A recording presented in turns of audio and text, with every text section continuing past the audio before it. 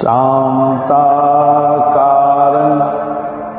भुजगशयनं पद्मनाभं सुरेशं विश्वधारं गगनसदृशं मेघवर्णं शुभांगं लक्ष्मीकान्तकमलनयनं योगिभिर्ध्यानगमनं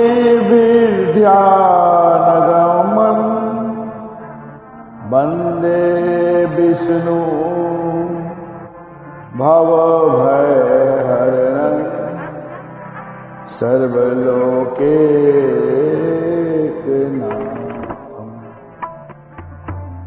आज मैं शिक्षा पे चर्चा कड़ी के तहत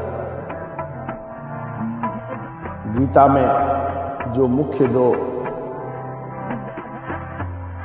ज्ञान पूरे संसार के लिए भगवान श्री कृष्ण ने दिए, एक इंसानों की भावना माया और दूसरी कर्म फल, इससे संबंधित दो विषयों को लेकर अपनी आदर्श ज्ञान चर्चा को स्वरूप दे रहे हैं। भावनाएं सभी प्राणियों में विद्यमान होती है, लेकिन वे सदा प्रदर्शित हो ऐसा नहीं है। मनुष्य का अस्तित्व तो भावनाओं से ही जुड़ा रहता है। जीवन के प्रारंभ से ही ये किसी न किसी रूप में सामने आती रहती है। भावनाहीन या असंवेदनशील व्यक्ति का होना असंभव सा है, भले ही उसके परिवेश में उसकी भावनाओं को निरर्थक या तुच्छ मानकर एक किनारे कर दिया गया है। स्नेह, प्रेम, क्रोध, घृणा, करुणा, आशा और हीनता जैसे कितनी ही भावनाएं हमारे व्यक्तित्व की प्रगति या अधोगति के लिए उत्तरदायी होती है।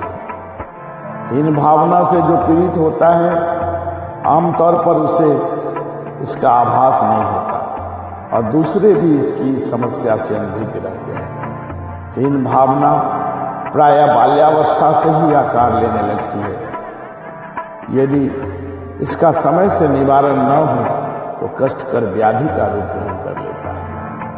जिस प्रकार आजकल देखे जाते हैं कि अभिभावकगण अपने आशा, अपने लक्ष्य, अपनी उच्च आकांक्षा के आधार पर अपने बच्चों के ऊपर शिक्षा दीक्षा का भार जबरदस्ती थोपते हैं।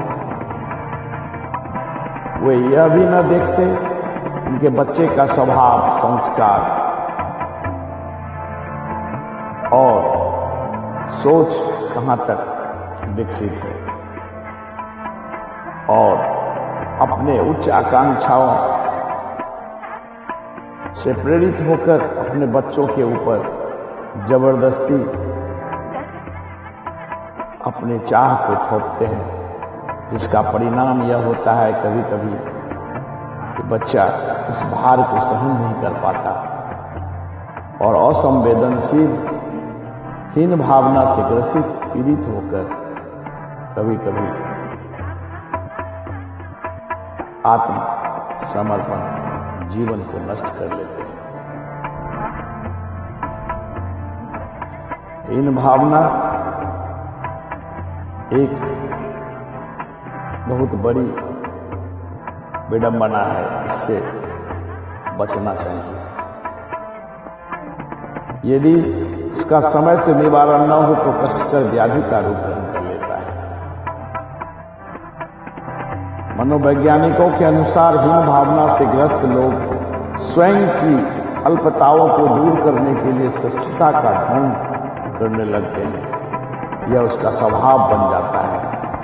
वे बेवजह अपने से श्रेष्ठ लोगों का हर प्रकार से उत्पीड़न करने लगते हैं या मन के अंदर अहम भाव पैदा कर लेते हैं, परंतु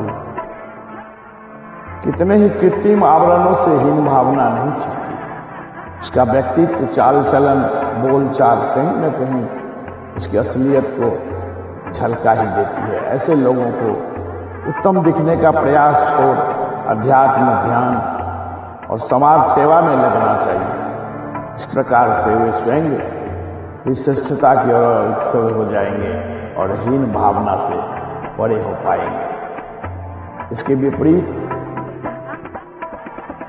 भागवत गीता में भगवान श्री कृष्ण ने कर्म के प्रति बहुत बड़े शब्दों का वाधिकारस्ते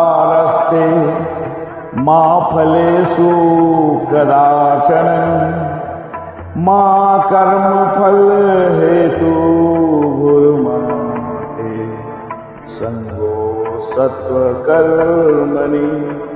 तेरा कर्म करने में ही अधिकार है, उसके फलों में कभी नहीं। इसलिए कर्मों के फल का हेतु मत सोच, तेरी कर्म न करने की में भी आसक्ति बढ़ जाएगी। इसलिए कर्म फल की इच्छा को त्याग। यह जगत कर्म प्रधान है, इसे मान। हम अच्छे बुरे जैसे भी कर्म करते हैं उसका फल अंततः हमें ही भोगना पड़ता है।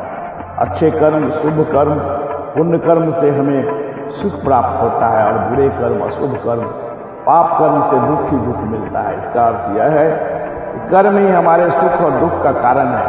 सुख और दुख हमारे कर्मों का परिणाम, प्रतिफल है। ब्रह्मांड में ऐसी शक्ति नहीं जो हमारे पुण्य कर्मों को